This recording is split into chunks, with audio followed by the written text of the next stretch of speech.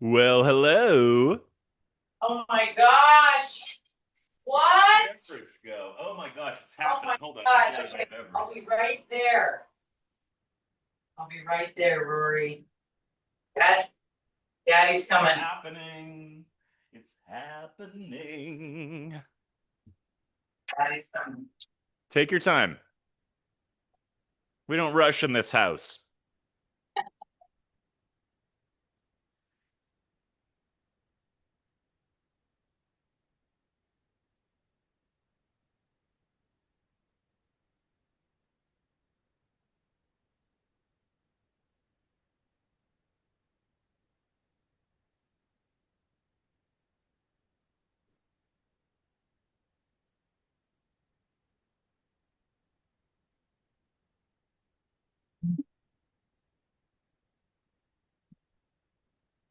Shake it out, shake it out, shaking it out, shaking it out.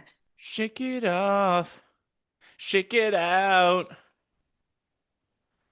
Oh, oh, oh. This is the first I'm seeing this. Yeah. Well, oh my goodness. Okay, ladies and gentlemen, welcome to the podcast. With us today is a podcast favorite, one of our favorite characters on the podcast who we've known throughout the years. You've checked in with us, and it's been a minute, and I've wanted to have you back. And you've just debuted for me your incredible new hair. Ladies and gentlemen, it is the one and only hilarious, my dear friend, Bo Vee. Thank you so much.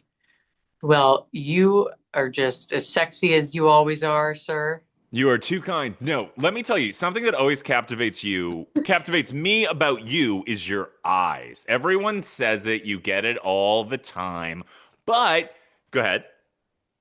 Rory, how's my lighting? Do I need to shift my Gorgeous. No, it's gorgeous. It's gorgeous. Everything's working for Does it you. feel like, but if I'm looking at you, doesn't this side of my face feel lighter? Don't lie. Not really. No, it feels even. It feels even. But you just did a self tape, so I understand where your head's at. Or no, you did an in personer. I did a callback here. Okay. So so many things at once. So first, let's start with we've got to start with the hair because I haven't seen you in a minute, and your hair is blonde now. It is gorgeous. Thanks, Rory. Thank you. I actually just did this a week and a half ago for the very first time. And you and I have shared haircut notes before because we joke on stage sometimes that we have a similar look and we meet in the middle of the gender spectrum.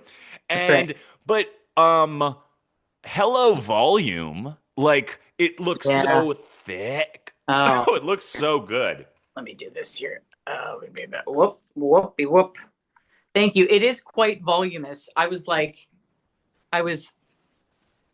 last week. I thought to myself, oh my god, I look like Johnny Bravo or whatever I could pop. But then I had to do something where I had to do some sort of facial recognition thing with my phone for to like log into I think the IRS site or something Oh crazy. God, I've been there.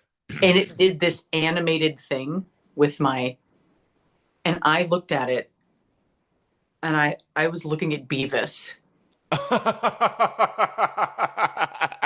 I mean, I really, cuz this is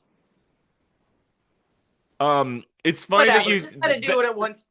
Let me tell you something. You are so much hotter than Beavis. Let's start there. My brother and I, as boys growing up in the 90s, sitting on the couch watching TV, very much identified with Beavis and Butthead. And to this day, one of my favorite inside jokes with my brother is when something happens and you don't really know how to respond to it, we'll text each other a Butthead.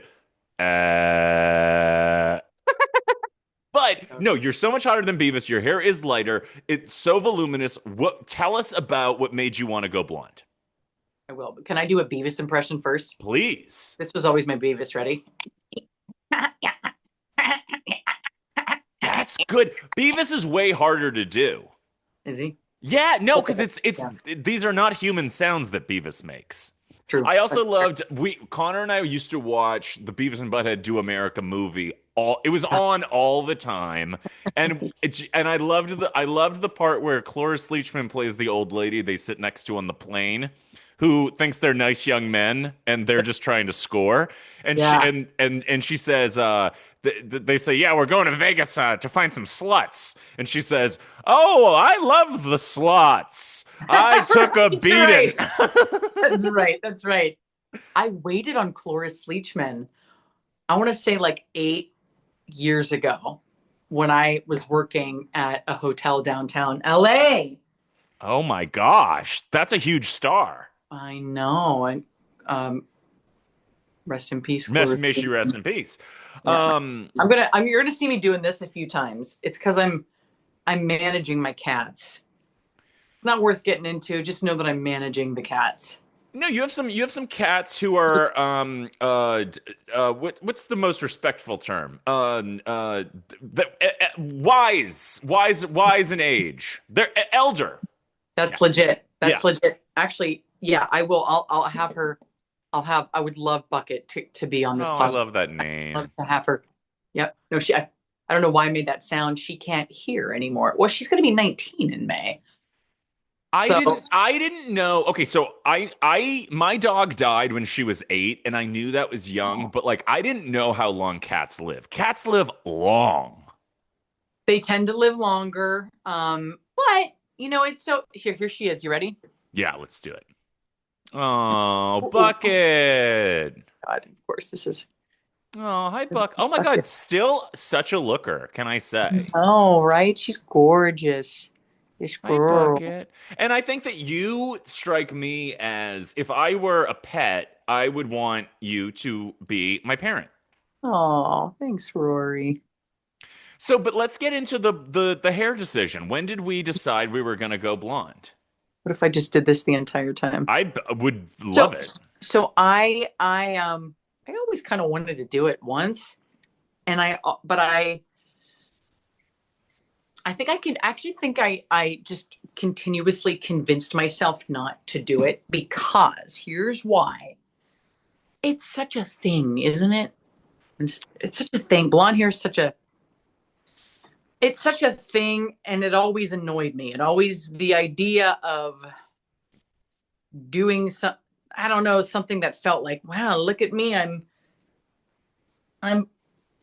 blonde. Listen, it's been a long week, so I'm not. How do we, what is the correct term for your eye color? Spectacular. Absolutely. But I feel No, like it's more nuanced than a simple I color. mean, it's blue. I mean, it's just blue, but Textured, layered. You have two of the most beautiful eyes I've ever seen in my life.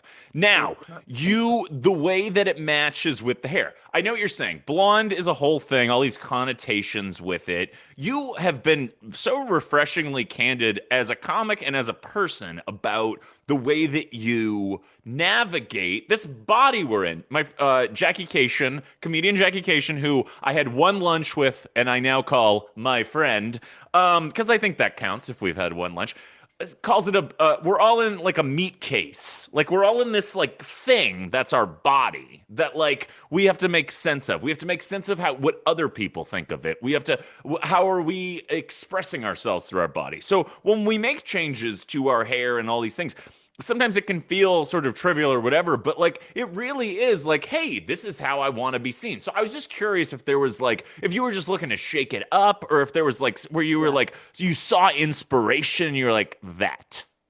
So what it was this. Couple things. The person who's been cutting my hair for the last almost 2 years, I love. And she cuts my hair fantastically. But she really specializes in color. And so for about a year, I would say, I should dye my hair blonde. She's like, let's do it. And I'd say, maybe I'll do it when I'm 40 or something, so turned 40 in October. Congratulations. Thanks. I missed your fucking birthday party because I was at a wedding. How dare you? But like, know that when that invitation came in and I knew I had like already committed to a wedding in New York, I was like, fuck. Like sometimes you get an invitation and you're like, oh, good, I have something else to do. But that I was sad to miss.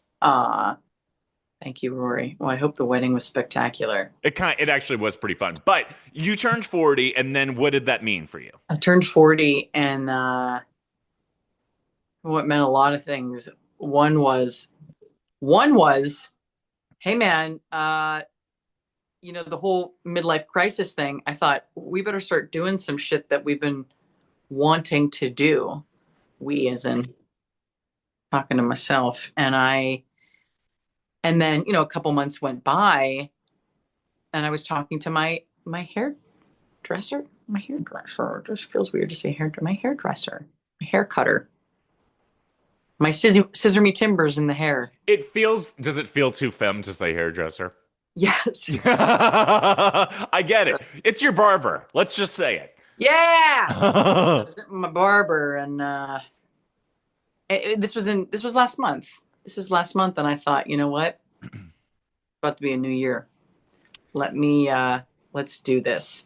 So when I had a birthday because your birthday is, I think, like a month and a half after mine. My birthday's at late August, and mine was not a milestone birthday, but sometimes it's not the milestone birthdays that hit you like a ton of bricks. For whatever reason, this one did. And you will be psyched to know, if I haven't told you already, I was like, now is the time for Rory to find a really good therapist, because I was having a lot of sort of existential, like, wait, like sort of what you're saying that happened around your birthday, where you're like, oh, whoa, let me like get to some stuff or figure out some stuff. Or for me, it was like, get over some stuff. And since late September, I've been working with a therapist who I'm like very shocking, codependent with immediately. I almost said love you when we were saying goodbye today, which is not what you say to your therapist, but I wanted to. And because Dominic is just such a lovey. But it's interesting how these birthdays can like be the catalyst for big changes. And sometimes it's a great thing because you're like, oh, this is like, it's, so many people freak out about getting older and all this stuff, but like sometimes you're like, wait, I needed something to shake me up a little bit and so were there I feel like you have a very healthy relationship with age. I think that you have such an interesting relationship with how you again navigate gender stuff and body stuff and all of these things. But let me tell you something, this look is working. Thank you. Oh, here, let me show you the full, because there's kind of like a get nude. Just get nude. There's still like a little faux hockey thing. Oh, that's fun in the back. Yeah, I like that. Sort of, and yeah. You know what it kind of is like the singer Robyn. You know her?'s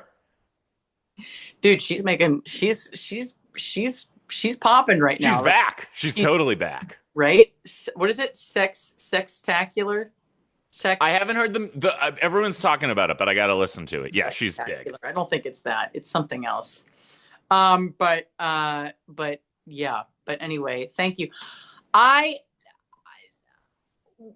For a week before I did it, I tried to convince myself not to do it.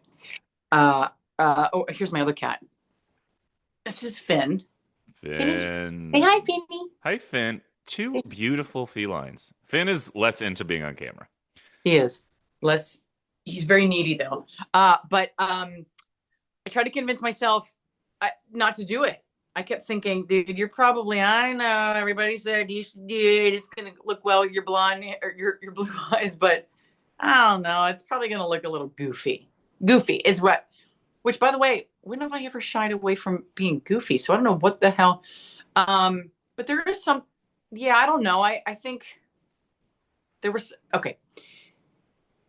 For me to dye my hair blonde also meant that I felt like people were going to notice me more, as in, well, people who know me and go, oh, wow, and like just make it a thing about how I look. And there was something that just felt a little safer about, yeah, not doing this, because this is gonna add a little attention, even if it's for a little while. And I think that kind of but on principle, I said, dude, you're fucking dyeing your hair blonde. We're doing this. You Get your ass know, up. I have to say too, the way that it was, you have a really good barber because sometimes like some people bleach their hair and it's like it looks too out of the bottle, like it looks like it's too monochrome, like it's like Yeah. yours has been done really well because it actually looks like it grew out of your head that way. Well, well, thank you so much. She's Um, fantastic, by the way. She's wonderful. So Well, what a thing that I wasn't expecting to kick us off on. What I wanted to kick us off on, because I always forget to plug things, but you have been producing and hosting the comedy show Corks on Quarks. I always have a hard time with that of word because course it's a QU, it but is. everyone knows what I'm saying. And it's been going on for a while now, and it's in Los Feliz at the Clubhouse here in Los Angeles. And how long has it been now? It's been almost 2 years. You know, I have to say, when I think of East Side comedy shows that are long running, I think of Bruce Daniels drunk on stage, and I think of yours because I think Wow. like the ones that the cool people like. Those are your show and his are the two shows that like comedians I like and admire, and also comedians I'm friends with do.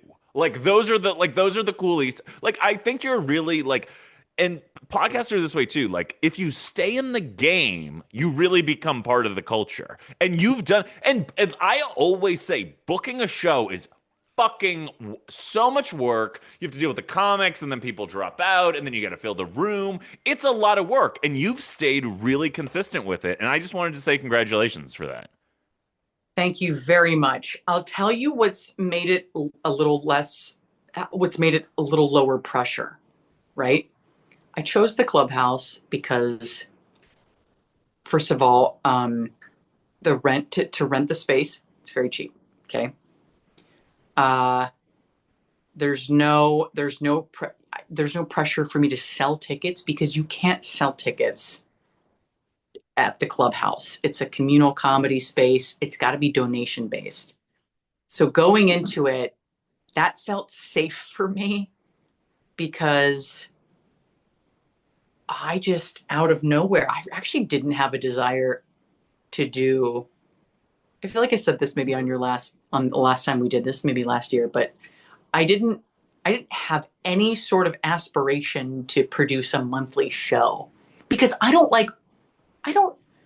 I've never had organizational skill. I need to stop saying that because I'm realizing that I'm more capable than I thought I was, but my standards for capability are so high, so I can't label it that because I think it needs to be up here when really, but the truth is that I message people, I message comics, a lot of them I know, some of them I don't know. Some of them I've been following who are doing great things, happen to live in LA, might be in town, might be off tour.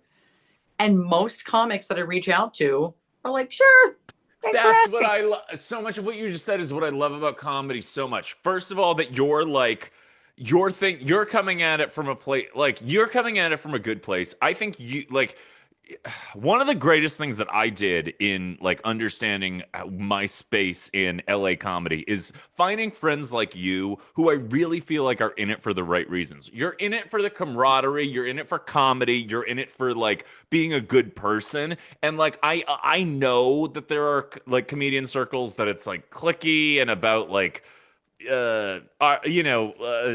followers and all this shit and like using each other and like you're an example of one of my comedy friends that I'm just like, fuck, like I found the right people. And yeah, I love how like every so often you do my podcast and every so often I do your show. And it's so funny. I said to you, I was like, I feel like usually I do quirks at the top of the year. And I remember that because last year I was working out my bit about the fires because it was right after the fires. It was like very fresh. And I was doing jokes about how the premise was about giving back to first responders, and that I was going around to firehouses to see if anybody needed a hand or a mouth. Okay, dumb Rory joke.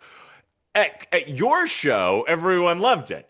And then I did it at the Improv on like a more like tense, like like just like a the audience was cold show, and they iced up on me, and I because I had had such a good experience on your show, when you do that thing where you're like, no, audience, I'm right. And I did that at the Improv because I was like, no, because also your show is also like the comedians are there too. So you're getting feedback from other comics. And I was just like, I turned on the audience at the Improv because I was like, no, you guys are being the assholes. And I think I did it in part because I had confidence coming out of your show being like, no, the cool people think this is funny. So no, it's always a feel good vibe, and I think and I always look at the lineup when you post it every month, and I'm like, these are either people we like and we know personally, or comedians who like we love and admire. Has there been a comic that you booked on it that you were really surprised that they got back to you, and you were like, oh, or were you just sort of like, yeah, please come? That they were really I don't surprised. know. Like sometimes I'm like very surprised when people like are when I put because I get really self conscious about like asking like you're my friend, so asking you to be on my podcast Yeah. is like I don't get nervous about. But like sometimes I'm like, oh my god, like I don't know. But like I think what I'm getting at is that you made the point before about how comics who live in LA just want to do time. Yeah. You know Yeah. what I mean? We just want to do sets. Well, I'll say this.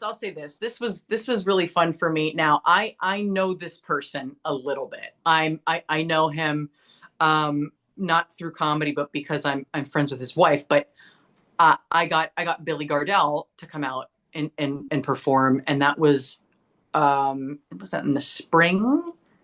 I think it was this past year, but it was great because Billy's been doing this for a long time, and he's so seasoned and funny, and he tour like when he's not uh, acting in sitcoms and other stuff, he's touring.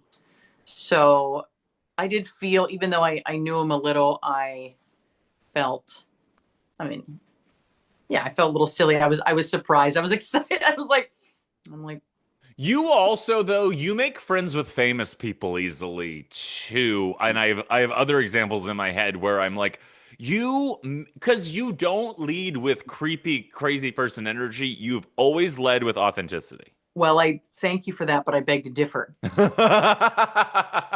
I beg to differ, right? So so I'm gonna plug. So this was like 2 years ago. No, no, no. Hold on. I want to make this succinct.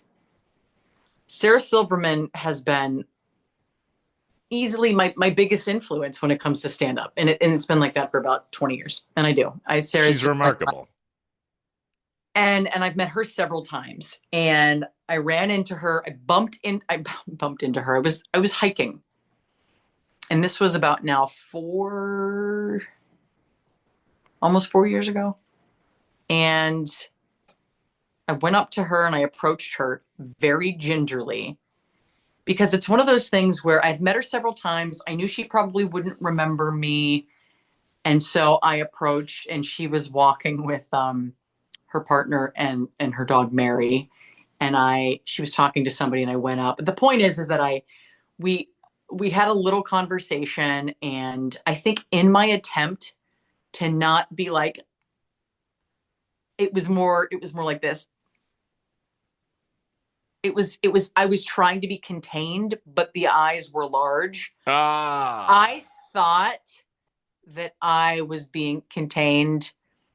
And then at some point, months after that, I called into her podcast because I thought, I want to hear Sarah's take on it. It was a stand-up question too, and had to do with like perfectionism. Well, like a year later or something like that, she responded. It was like the first question on the episode. It's like the episode is entitled like perfection, whatever. And I said, Sarah, we've met before. I bumped into you while hiking, and I just gave that quick little anecdote about that. And she goes, She goes, I think I remember you. She goes, I think I was a little bit guarded because you were a little intense. and and it was so funny because that was my best attempt at not being intense. And I but she answered the question anyway. My point is, uh, you know, yeah, I know how to. It is authentic. It is authentic. Here's a Even if scoop. it's intense, it is authentic. You and I have many things in common, and one of them is this, which is that we have so much enthusiasm in us sometimes for other humans that comes from a place Yeah. of genuine, like, oh my God, I think you're the bee's knees. Yeah. That it's difficult for some people to digest. You now when I see that energy in you. I'm like, yes, injected into my veins. But like, I know that it makes other people uncomfortable. And I Yeah. think okay, so you and I we've talked about this in previous podcasts. You and I famously met in Molly Shannon's comments section. Now, the celebrity I have most famously made uncomfortable was Sherry O'Terry, Molly's coworker at SNL, when Sherry O'Terry and I went to the same gym and we were in the elevator together, just the two of us. And by the way, to everybody listening, if you want to tell somebody famous how much they mean to you, don't do it in a closed space like an elevator where it's just the two of you, because it is unnerving. And I really like, I always give this example because like Sherry is a goddamn legend, but like I've met Mariah. I've met like big glamour stars. I was cool as a cucumber. With Sherry O'Terry, I was like, you informed my sense of comedy so profoundly. I couldn't. I was. I guarantee I was so much more intense than you were with Sarah Silverman. And she was really nice about it in the end, but I could tell that I freaked her out. And like, so like sometimes, and I really don't want to like make this like there have been some occasions where people that I'm at a bar and someone's like, "Oh, I know you from TikTok," or whatever. Or there have been some occasions where people have known me intrapersonally and then they're like, "Oh, I've seen your special now."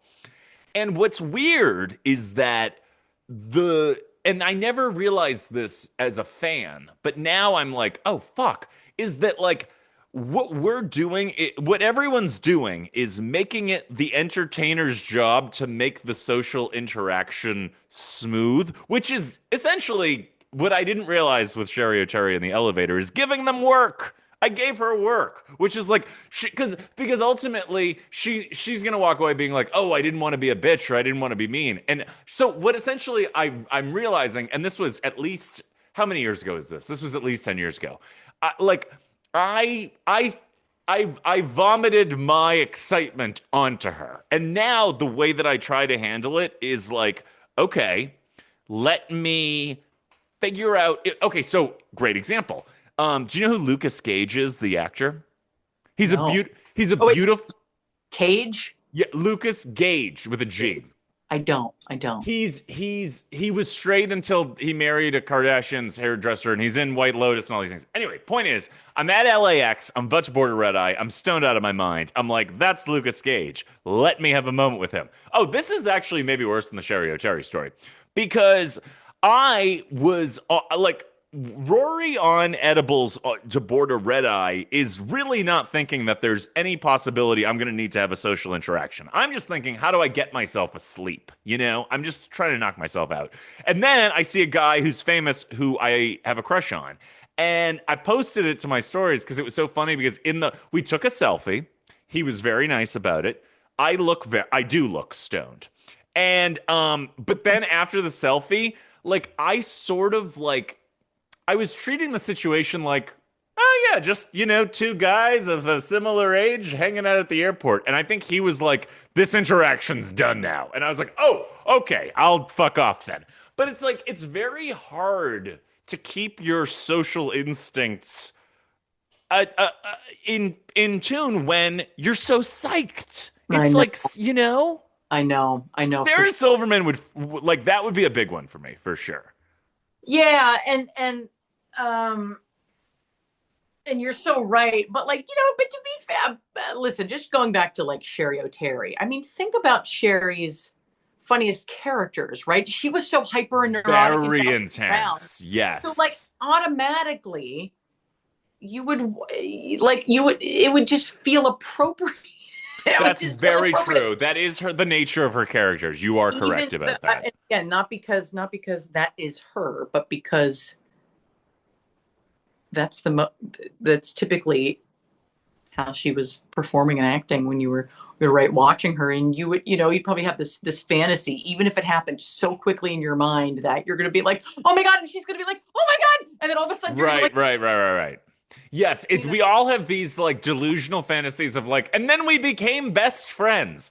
But okay, so another thing, since we're on the topic of energy, your energy has always been like I think like I cannot see you for months and months and months and then see you and feel like we've spent every day together for the like I just it's never I since we met I've never felt anything but super comfortable with you, and I know that a lot of people feel this way about you. And my special came out in November, and when we taped it I knew that when I was picking comics to be part of that show, I knew immediately that I wanted you to be there. I've told you this before, but I'm telling this to the audience. And it was so important to me to have somebody who opened the show, who made everyone feel like it was like you when you open a show and you do this on with your monthly show Corks at the clubhouse in Los Feliz every month, is that you make everyone feel like it's like you invited them to your dinner party or whatever. Like it's such you make everyone in the audience feel like you're with them. It's something that so many comics don't do that you do so well. And when I was like, okay, if I'm taping my special and I really want this to go well, who could open the show that's gonna set the tone of the night? And like it was like not even a millisecond before I thought of ah, you. But here's why also. It's not just about your energy and your vibe. It's your approach to comedy. You did a lot of stuff about your trans journey, and you had just I believe it had not been that long since top surgery and all this stuff had been going on. And I was like, I just loved the idea of leading with somebody who I deeply care about, who's a very important person in my life, which you are, who is so vulnerable and so warm and welcoming. And I feel like when you start a show, it's almost like you hug it's like the every audience member has been hugged on the way in. wow. That's I thank you for thank you so much for saying that. I can I just share with you really quickly that I've been for 86 years I've been working on this show called Dichotomy, which you Yes, I know this. but like the intro 100%, even though I'm being very perfection. The intro is me essentially trying to express what you're saying and doing it in a way where it's like I don't know which way to choose, right? I don't want to know if I want to wrestle with people or like make out with them or that type of vibe. So thank you for saying that. I love that you that sort of comes through. I And know, yeah, no, I know that people feel that way about you. That's not just like a my take. You know what I mean? And you also, do you know the comedian Jessica Singer? Have you guys crossed paths at all? yes, and Jessica has done Quirks.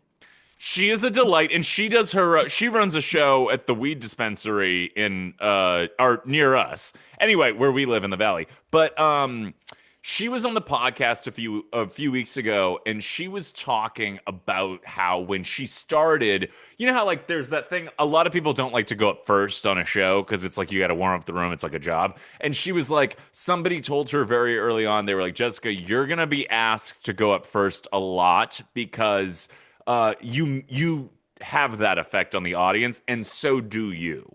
And so like, but I'm talking to you, Bo. And so like, I feel like you are two comics who like, and Jessica was talking about, she was like, this is so cliche, but like before her first set, somebody quoted Maya Angelou to her and said, it's about how you make people feel. They're not going to remember what you said. They're going to remember how you make them feel. And it's so true because, and I had dinner with Drew Landry last night at Coral Cafe in Burbank, and we were talking about how you can watch a set and like love every joke, but like I might remember one of the jokes. Like you really Mm. don't remember the words. You really just remember how comics like if they made you laugh a shitload or they didn't or they made you feel good. And like you and Jessica are two comics who I'm like, oh, you guys like make the space feel warm. Which Mm. and for also a lot of if you're for many of us, if you're not a straight white man, for many years, comedy just did not feel like a safe space. So, particularly when you go up on stage and you're like, hey, we're all friends here. Allow me to tell you about some trans journey stuff.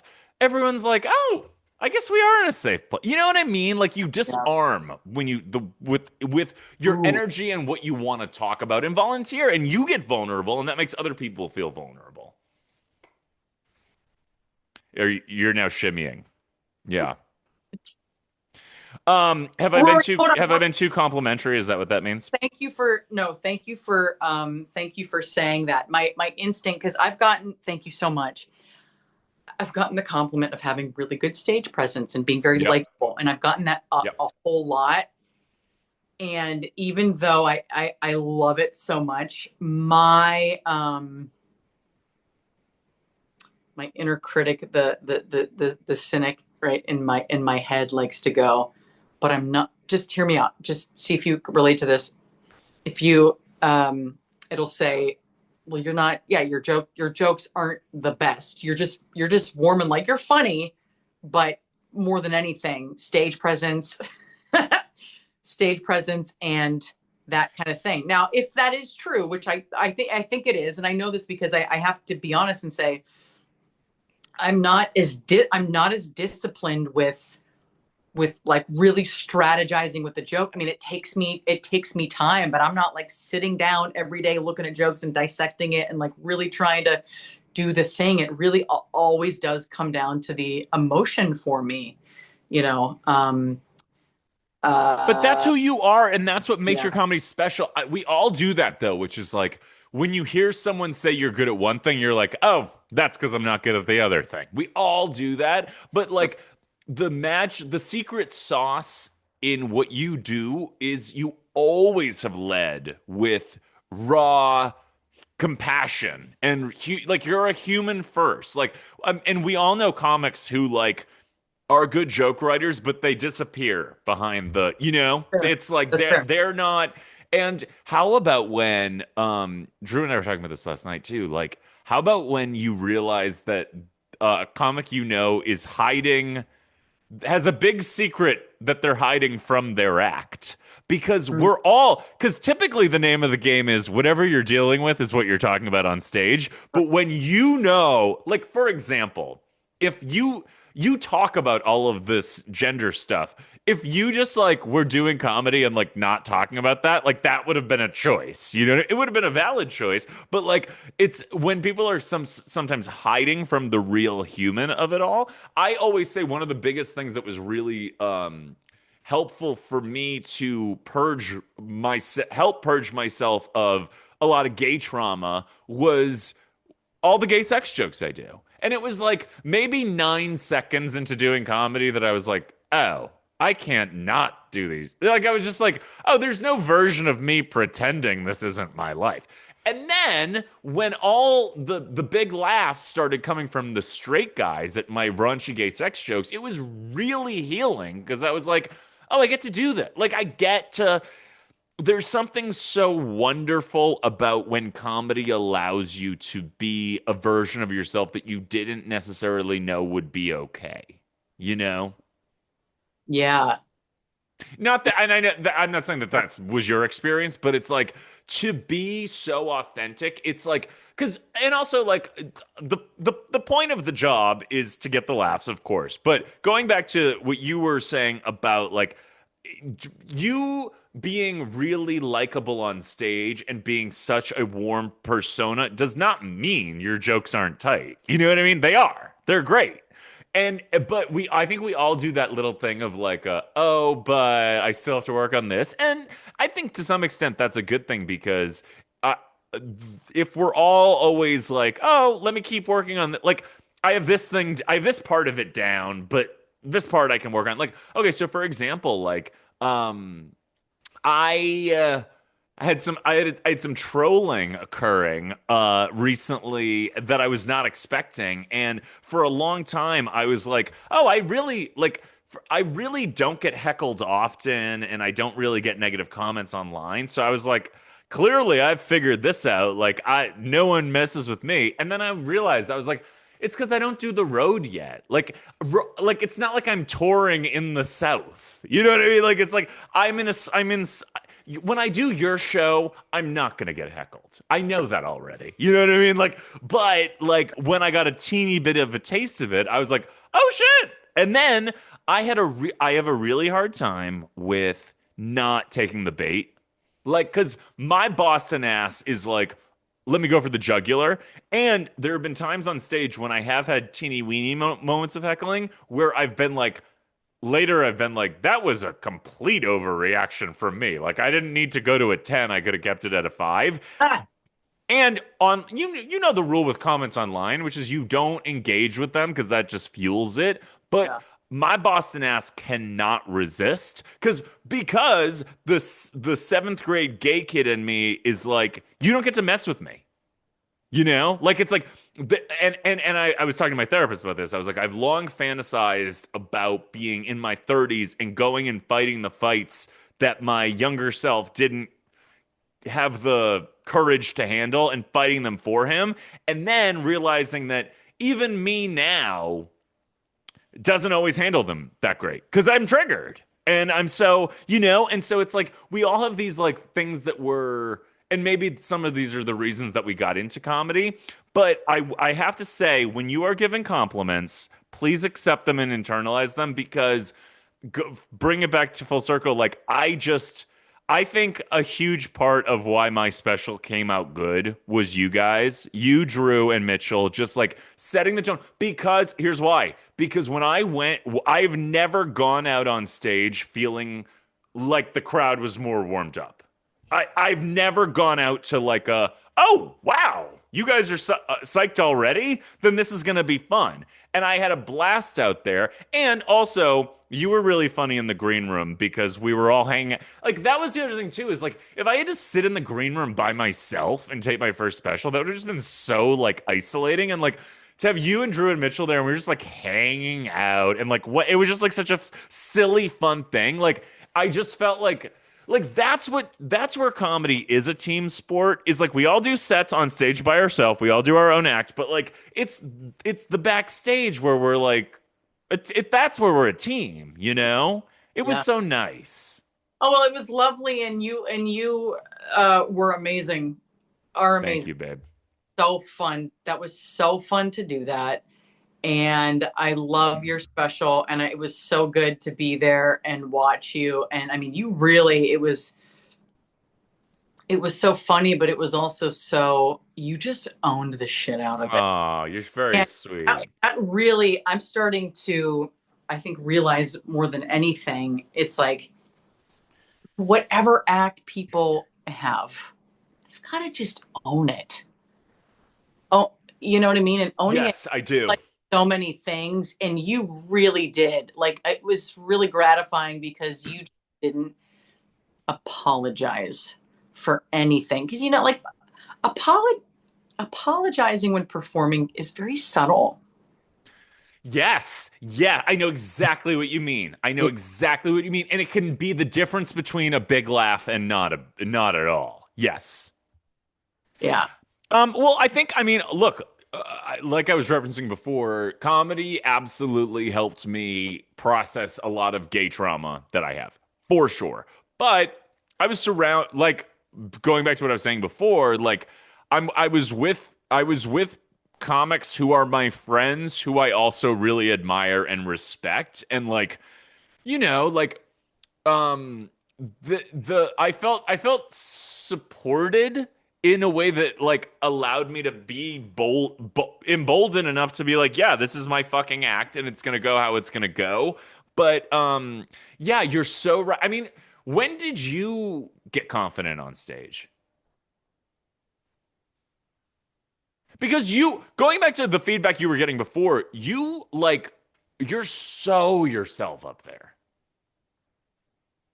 Thank you. I have to say this, like, I don't think I don't, I'm tempted to say I don't have an answer. The truth is that I always sort of felt comfortable once I was up on stage. So I think, like people said that to me from the beginning, which was so bizarre. They were like, "Oh, you seem really, you're Because not." you're yourself. You really are. Or when I was just when I was in my early 20s, and it was just like, what? Um, but no, but feeling more confident, I think has just come with. It's really come with just my own personal growth fucking journey. So Well, it's okay, so you talked about you turning 40 and like I have had some hangups about how my career is taking longer than I was expecting to get to the places that I was expecting. But in comedy, we need to have these personal breakthroughs in yeah, order to be our authentic selves on stage. Like like your comedy has changed fundamentally in the last 5 years for obvious reasons, you yeah, know? totally, totally. I was watching back your because I have the tapes of everyone who did sets that night, and I was just like I was watching your set back, and I was just like, oh my god! And you, what's funny is actually you can hear my I had my friend Victoria record everyone who opened, and my mother was sitting next to her. So you hear my mother's responses to all of the Oh jokes, my, which is funny. And so my mom, like, it was my mom's first exposure to like what tea is, and like my mom's like, "What? Oh!" And it's just it was really adorable. And then because you're also talking about your mom's response to all of that stuff, and I just there's a part of me that's always felt like if I had I do not know how to be socially political. And by that I mean in high school I could have done certain things that would make me more popular and I could only just play to my interests. mhm. And in comedy, I could have probably like gotten in with like people who could have gotten me more opportunities. And I'm like, no, I apply the same rule to comedy, which is that I want to surround myself with comics who I are humans I want to be around, who I genuinely find funny. And that the taping of the special and having you there and Drew and Mitchell, and it was just like I just felt like I've made a correct decision, even if that meant that like I'm not doing theater, I'm not touring nationally in theaters right now. I'm around the right people, and that matters to me. You Yeah, know. yeah, absolutely. No, it's true. Yeah, no, and you're just like you're a safe space for me. Like you've always just been like and maybe you do this to people because you lead with such authenticity, but like there must have been times in your life when like that wasn't safe to do. I don't know what you're talking about. I'm talking about LGBTQ, and I'm talking about Pittsburgh, and I'm talking about like did you always have these huge balls? Yes. No, the answer is yes, but they still haven't technically like fallen out of my groin area. Mm. Yes. Um, The no, I totally didn't. No, I was like a pretty um awkward. Such so cliche to hear that. I was shy and awkward, but I fucking was. Um, I well, okay. I I I didn't. Okay, I'll say this. I didn't try hard to be liked. I didn't go out of my no. I That's the didn't. name of the episode. Okay, I'm writing it down. But hold on, I don't know if that's entirely authentic though, because I at the same time I am like a validation addict. So okay, so what I mean was, I know that there are people maybe in high school who just like total, like I didn't go out of my way to pretend to be somebody vastly different than who I was. Um, but I still tried to stay hidden. So And maybe did it mattered? It mattered to you. I was Did just kind of like, yeah, this is me. A little bit, Gotcha.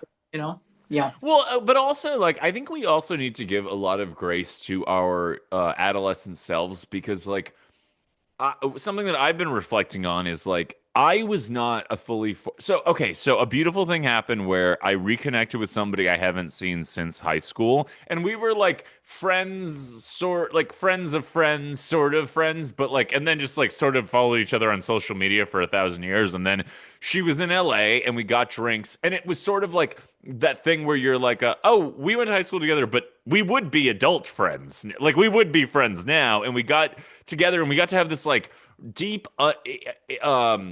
unpack of like we have this like we had completely different childhoods. We went to the same high school, and then we had completely different adulthoods. And we were talking about how it's almost like when you look back on yourself and you think about how different you were as an adolescent, like I realized that I needed to give other people the same grace that I was hoping to be given because I would imagine that a lot of people today wouldn't treat me the same way that they treated me when they were 16 because they were not fully formed versions of themselves. And I think like the example that you gave was great was that you were like almost you, but not fully you yet, you know?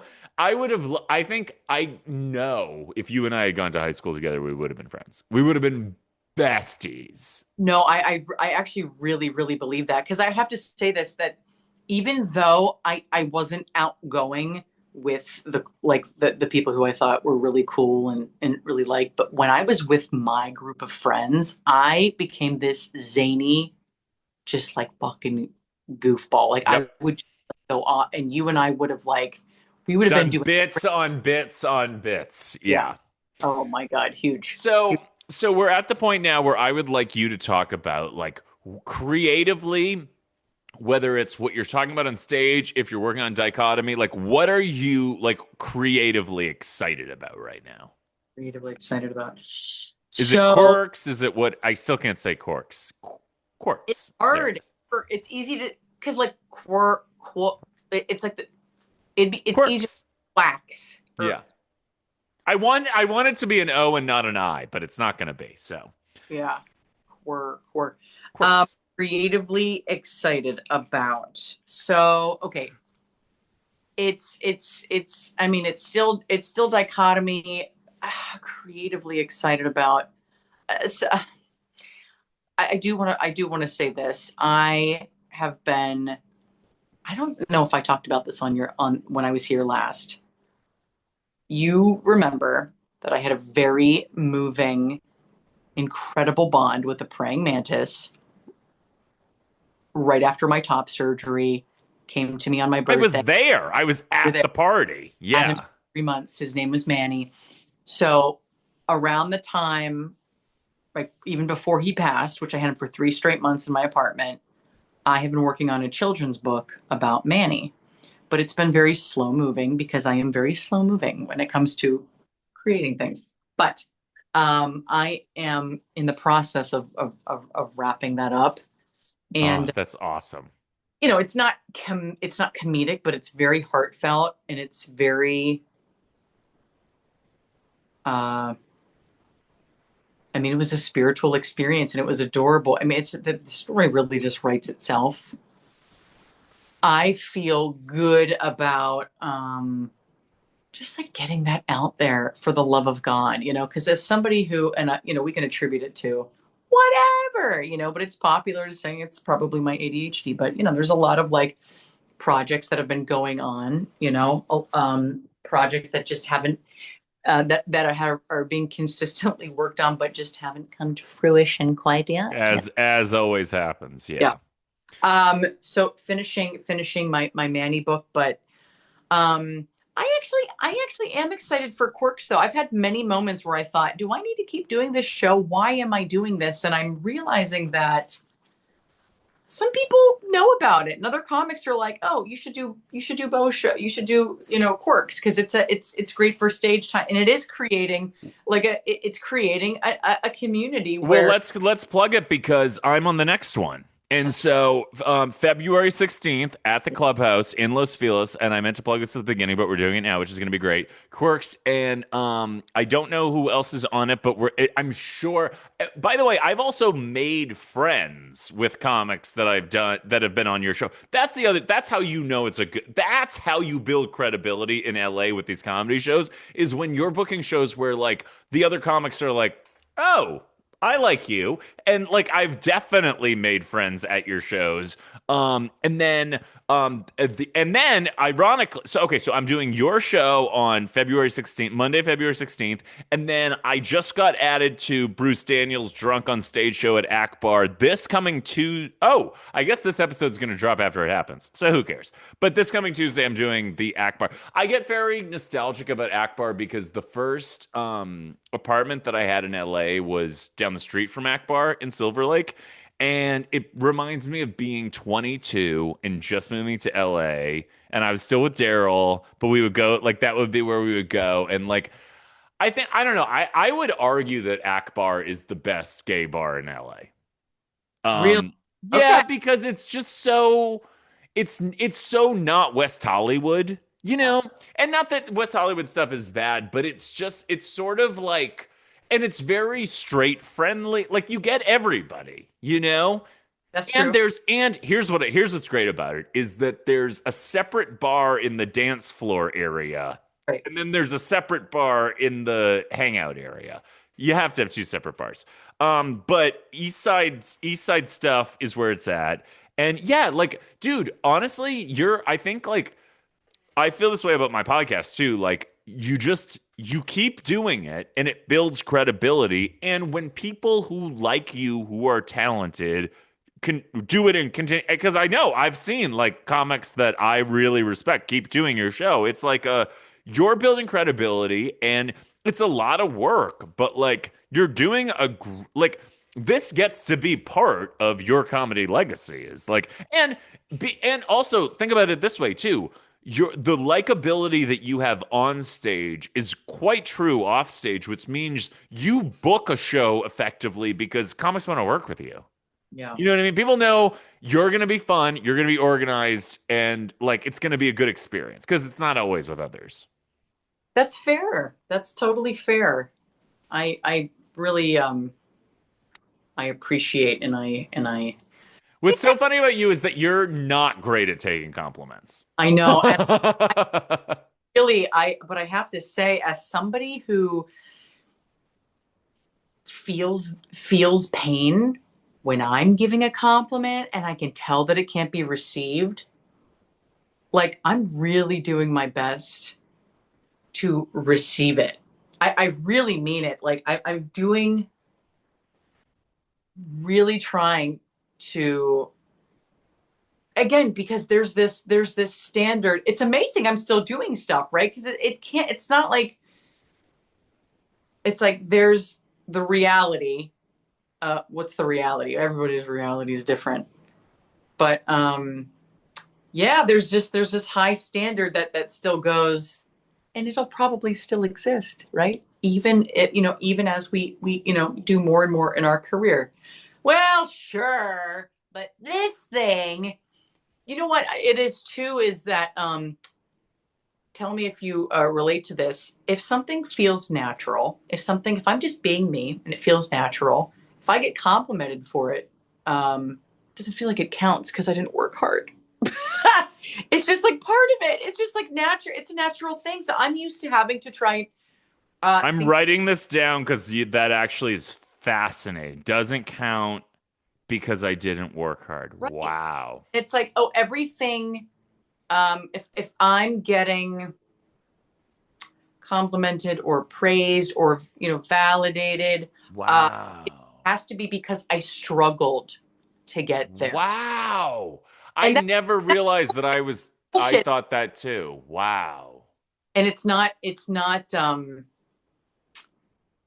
true. But my brain is like wired. That's my instinct. Well, what I where I can relate to that too is that all of my confidence comes from what did I get done today? What Right. did I exert? What did I do? It's a big reason why fitness is a big part of my life because it's one of the only areas where there's a direct correlation between the effort and the impact. Totally. In comedy and most other things, it's so fucking arbitrary. So I absolutely agree with that. And then it almost feels like getting credit for something that's just innate to me. That's not where credit comes from. I want credit for Right. effort and exertion. But you deserve to know that the stuff that's innate to you might make more of a difference Yeah. on everybody than the stuff that, and by the way, not that the stuff that you're working on isn't great, but like it's already there. The difference is already there. And I love that we're leaving off on this because I will be doing like this makes me so excited to do the show again. And I always feel like I'm always like, okay, like this like I love doing your show at the start of the year and just feeling like, okay, like we're kicking off on a good note, like around comedians I like. And I honestly feel so blessed to have like comedy friends like you where I'm just like, this is so fun. Like it never feels competitive. It never feels like we're judging each other. I'm often okay. So another funny memory I have of you is that we were at this must have been like 3 years ago or whatever. We're when Drew Landry would have the shows at his place in the back and like the mics that were just sort of like rowdy. Like it was people got drunk and like Bruce Daniels' show is called Drunk on Stage. They're not drunk. People Yeah. were drunk on this show. I think And I think I know what you're going to talk about. okay, so you go on stage and you do not imbibe, and you had the funniest take as a sober person on the situation, which I loved, which was you go, "Oh God."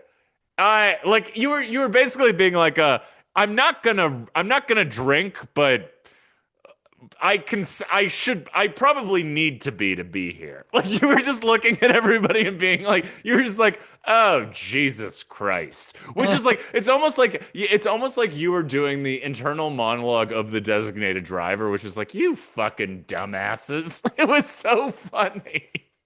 I love that. That is not what I had in mind. What were you gonna say? I was thinking the most memorable thing that I remember talking about over at Drew's was when I had come from a birthday party where I had ordered chili and it came late, so I took it to go. So I attempted to eat the chili in my car on the way to Drew's. I knew that I was taking a big risk, so I took one of my maroon bomber jacket and I put it in my lap and I was like, probably won't need this, but just in case a little spills. About 42 seconds into the drive away from Barney's Beanery in West Hollywood, I had to slam on my brakes and the chili just enveloped. Did the chili envelop my jacket or did the jacket envelop my chili? The point is the chili went all over my lap. I couldn't eat the chili. I picked up the jacket and I like swirled it around to make it like a what is it like a stork carries like the baby in the sack. I just did this and I stuck it on the floor of the back of my car. And I was so devastated, I think, because I was really hungry. And also, who does that? Who thinks that they can eat a soup kind of item while driving their You know, car? I too love chili, and actually if it may have been our first hang, you and I's was at Barney's Beanery in West Hollywood. You were eating a lot of fries. This was when you still had the long hair on the one side, Like this. remember? Yeah. And but I vaguely remember this. I love the way that you handled it. And yeah, Barney's being really chilly. You got to do what you got to do. I support you in this. Or chili. Yeah. Now, before we wrap up with the people, is there anything else you want to plug, socials or whatever? Any stuff you want people to know about that you're working on? Oh boy. I well, let me just I want to say just follow me on Instagram. My Instagram is Yeah. Bo Vee. And when there is stuff going on or stuff that I do want to plug, it's on there. I'm not really doing it anywhere else, but that's really the place. That's where you'll hear about the quirk shows in Los Angeles. If you're passing through, if you're a comic listening and you want to perform, you could reach out to me. Really, it's mostly that. And then, everything else is, yeah, I think it's just quirks for now because everything else is not something that's going to be like a tangible thing that's coming out right at this particular And then moment. they can follow you and find out when it does. Yeah, that'll be great. Hey, I'm so excited to do the show, and I'm so excited to, when it's my pals like you who come on back on the podcast, like it's truly just an excuse for me to get an hour with you. So I love you, and I feel like me giving my audience a dose of you is like I feel like I've contributed something. So because they deserve exposure to you, and god damn it, I love this blonde hair. I'm like asbestos. Yes. Well, I don't know. I don't think you're that toxic. I'm doing comedy as best as I can. And until next week, you guys stay super exciting.